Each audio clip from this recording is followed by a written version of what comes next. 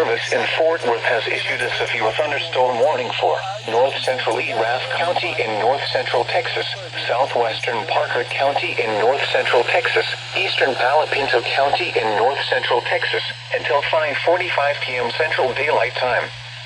At 4:40 p.m. Central Daylight Time, a severe thunderstorm was located 5 miles south of Gordon, or 18 miles north of Stephenville, moving northeast at 30 miles per hour. Hazard, 60 miles per hour wind gusts and $half size hail. Source, radar indicated.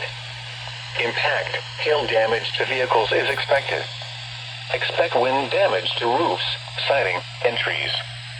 Locations impacted include Brock Junction, Gordon, Palo Pinto, Santo, Patillo, Cool, Mineral Wells, Lake Mineral Wells, Lake Palo Pinto, Brock, Mingus, Bennett, New Salem, Garner, Millsap, Thurber, Brazos, Lone Camp, Hannibal, and Weatherford. This includes Interstate 20 between mile markers 366 and 402. For your protection, get inside a sturdy structure and stay away from windows.